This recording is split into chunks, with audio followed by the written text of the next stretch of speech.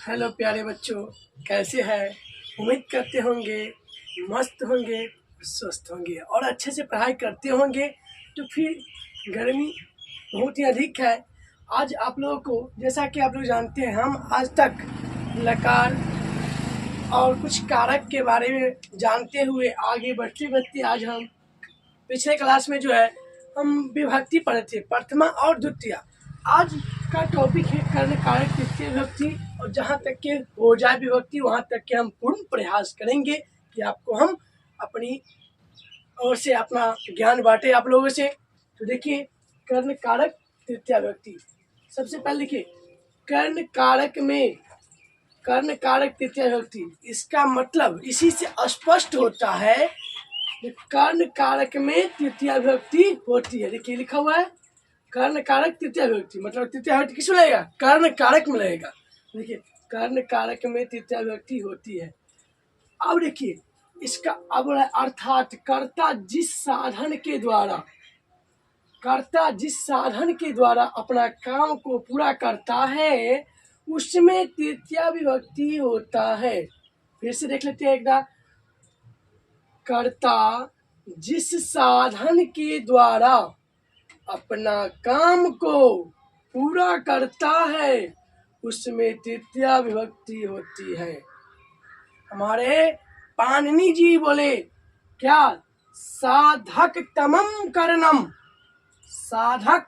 कर्णम, मतलब क्रिया के सिद्धि में, सिद्धि मतलब पूर्ण होने में, क्रिया की पूर्ति में, जो हम क्रिया कर रहे हैं उसको पूरा करने में जो अत्यंत महत्वपूर्ण या उपयोगी हो वह कर्ण कारक है।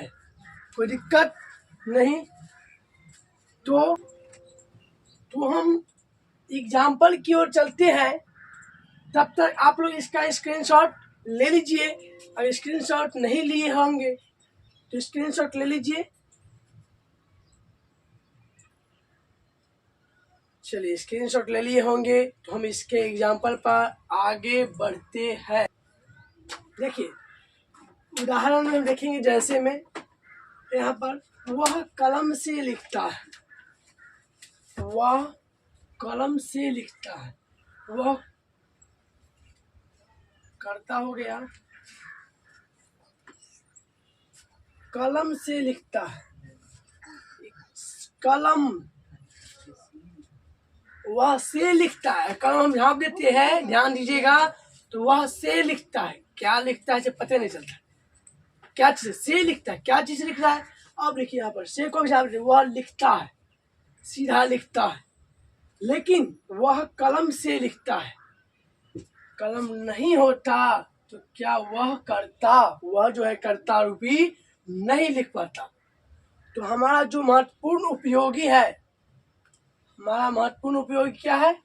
कलम है। क्रिया के सिद्धि में हमारा सबसे महत्वपूर्ण क्रिया, देखो कर्ता हुआ या क्या बोलता है? कर्ता जिस साधन के द्वारा अपने काम को पूरा करता है उसको हम कर्ण कारक कहते हैं। कर्ण कारक में तृतीय विभक्ति। देखिए, वह कलम से लिखता है, कलम रहेगा तो ना लिखेगा, कलम से इसका कार्य सिद्धि होता है। यह साधन हुआ, साधन। यह क्या हुआ? क्रिया के उपयोगी में जो अत्यंत महत्वपूर्ण है तो वह क्या हो जाएगा? साधन हो जाएगा। तो देखिए, साधन में आज जिस साधन के द्वारा कर्ता जो है अपना काम को पूरा करेगा उसमें तृतीय विभक्ति होना ही होना है। तो हम एक और उदाहरण देखते हैं। चलिए, दूसरा उदाहरण हमारे यहाँ है। वह दूसरा उदाहरण देखिए कृपया।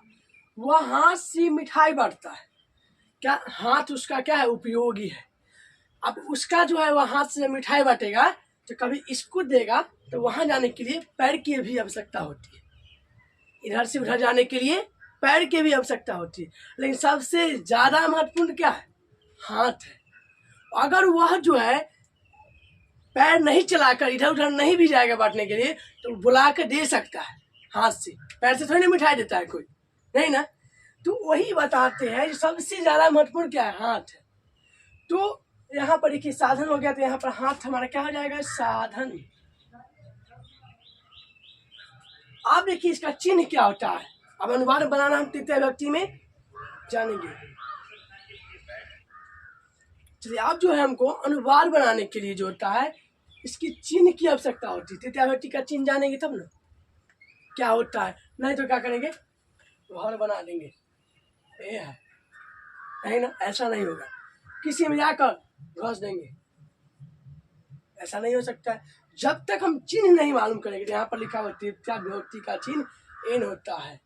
तो अब हम देखिए इसका अनुवाद कैसे बनाएंगे, सो देखिएगा। इसको जो है यहीं पर आप लोग, चलिए देखिए अब हम अनुवाद बनाते हैं। वह का क्या होता है, स, जो कि आप लोग का पिछला वीडियो में भी उपलब्ध है, आप लोग जाकर देख सकते हैं, नहीं देखे होंगे तो। स कलम है तो कलम का कलम लिखेंगे, कलम। लिखना का होता है, लिख दिए, कोई दिक्कत नहीं। यहाँ पर आप देखिए स लिखा गया, कलम का कलम। क्या है कलम हमारा, साधन। साधन करता, जिस साधन के द्वारा अपने काम को पूरा करता है उसमें तृतीय विभक्ति रखता है। तृतीय विभक्ति का चिन्ह क्या है, एन। ए को हम यहाँ उठा लेते हैं, ए की मात्रा ऊपर चल गया, बच गया क्या, नौ।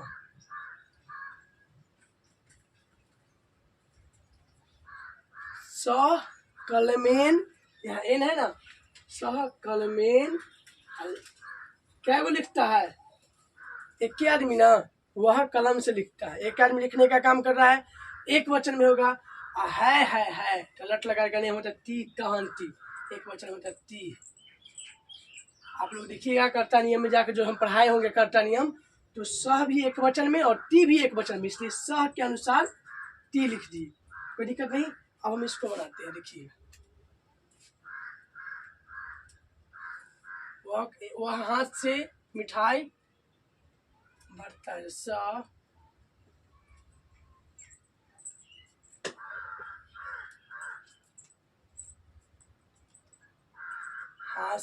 हाथ का होता है हस्त, आधा स हस्त होता है, आई बड़ा एन लगा देंगे, हस्तेन। हस्तेन मिठाई का होगा मिष्ठानम।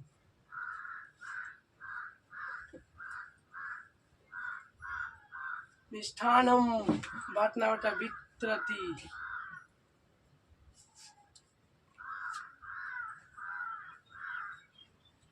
वित्रति मतलब बांटना, वित्रति मतलब बांटना। देखिए स हस्तेन मिष्ठान बांटती, हाथे से न बांटा है, मानते हैं कुछ क्षण के लिए, मानते कुछ देर के लिए मानते हैं हम। जब हम यहाँ हाथ से किसी चीज को बांटेंगे, कभी इधर जाके बांटेंगे तो चलना भी पड़ सकता है, तो मेरा पैर भी उपयोगी है, लेकिन पैर के बिना काम हो सकता है, पैर के बिना हमारा काम जो है हो सकता है। तो चलते हैं हम अगला उदाहरण पर।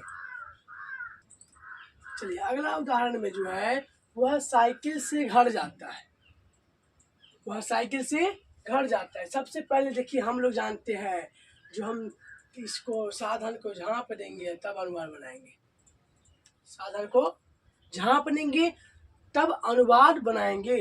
वह घर जाता है, ये तो अनुवाद आप लोग को हम पढ़ा दिए हैं द्वितीय व्यक्ति में। तो वह देखिए वह क्या होता है, स करता है जिस पर प्रभाव डाले हैं विशेष रूप से जिसको प्राप्त, वह घर जाता है। और घर को भी हम झाँप देते हैं, तो वह घर और साइकिल दोनों को हम झाँप देते हैं, वह जाता है, कहीं पर भी जा सकता है। यहाँ वह साइकिल से घर जाता है, इसका मतलब वो घर ही जाएगा, गाछी में नहीं, पटोरी जंदाहा नहीं है, इसको घर ही जाना है, पढ़कर घर जाना है। तो यहाँ पर देखिए स पहले जो है गृहम, द्वितीय व्यक्ति जिसको विशेष रूप से कर्ता प्राप्त करना चाहता है, द्वितीय गृहम, जाना कर्ता गच्छ, स एक वचन में है, टी गष्टि हो गया। देखिए तो हम जैसे द्वितीय विभक्ति अनुवाद बनाते थे, तो हम साइकिल को छोड़कर वह घर जाता है, स गृहम गच्छति हो गया। अब क्या चीज से जाता है, तो देखिए तो वह घर जाता है, तो सगृहम गष्टि हो गया। अब क्या चीज से जाता है? साइकिल से। साइकिल क्या हो गया? माध्यम हो गया, साधन कह लीजिए, या महत्वपूर्ण हमारा उपयोगी साधन का, जिसकी क्रिया की पूर्ति में सबसे महत्वपूर्ण योगदान साइकिल का है। जाना हमारा क्रिया है, जाएंगे साइकिल से। तो हम क्या करेंगे?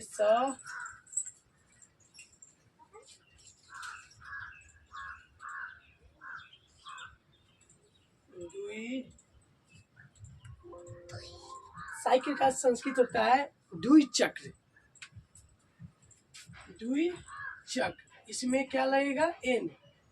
एन लगा दिए। आपका अनुवाद बन के तैयारी है। सह द्विचक्रेन गृहम गष्टि, वह साइकिल से घर जाता है। कोई दिक्कत नहीं ना। अब हम चलते हैं, इसी में एक और है, सह धातु के योग में तृतीया विभक्ति लगती है। आपसे क्वेश्चन क्या पूछेगा? कर्ण कारक में कौन सा विभक्ति? तो तृतीया विभक्ति। आप पूछेंगे सह धातु के योग में कौन सा विभक्ति? तो तृतीया विभक्ति।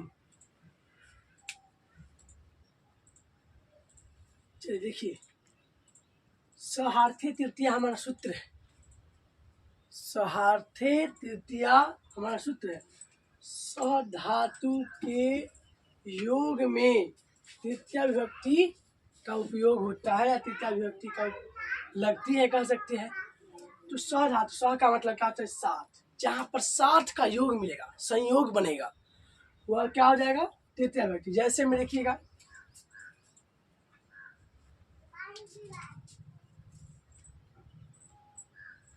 देखिए अब यहाँ पर जैसे उदाहरण में जो है, बालक माता के साथ घर है। सबसे पहले हम क्या बनाएंगे? जैसे वह जाता है, उसका तनवार हम लोग जानते हैं, सगष्टि। वे दोनों जाते हैं, तो वे दोनों का होता है तो, फिर जो है दो जाना का गच्छ, तो गच्छ त। अब यहाँ पर देखिए, हम बालक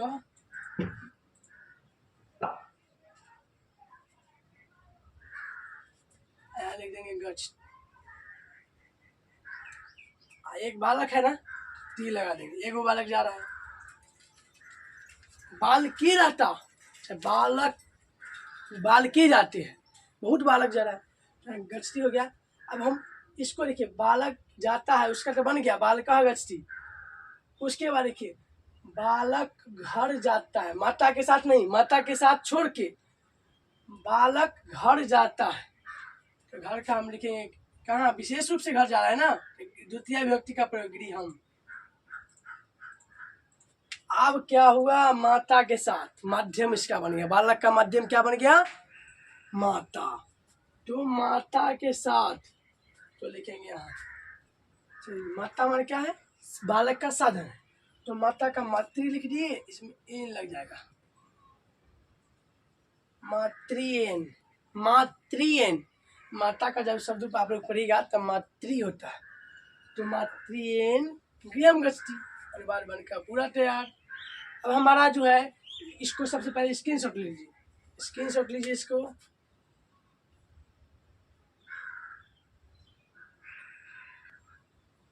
चलिए, अगर स्क्रीनशॉट ले लिए है तो हम आगे बढ़ते हैं। अब जो है हमारा ए भी तीसरे का सूत्र जो है, एनांग विकार, एनांग विकार, हमारा सूत्र है, तृतीय विभक्ति का सूत्र है। बोलते हैं पाणिनि जी, जो जिस अंग में विकार लक्षित हो उसमें भी तृतीया होगी। जिस अंग में विकार लक्षित हो, विकार का मतलब समझते हैं? खराबी। कान से बहिरा है, आंख से अंधड़ा है, उसके बाद हाथ से लुल्हा है, पैर से लंगड़ा है। चलिए देखिए उदाहरण में,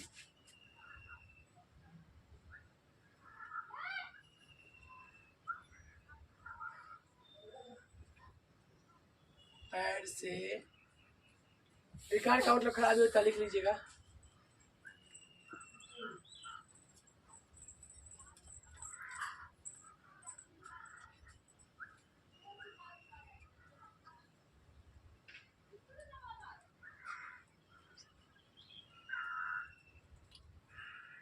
देखिए यहाँ पर एक पैर से लग रहा है, उदाहरण देखिए, तो वह का कैसा, अब पैर का क्या कहे?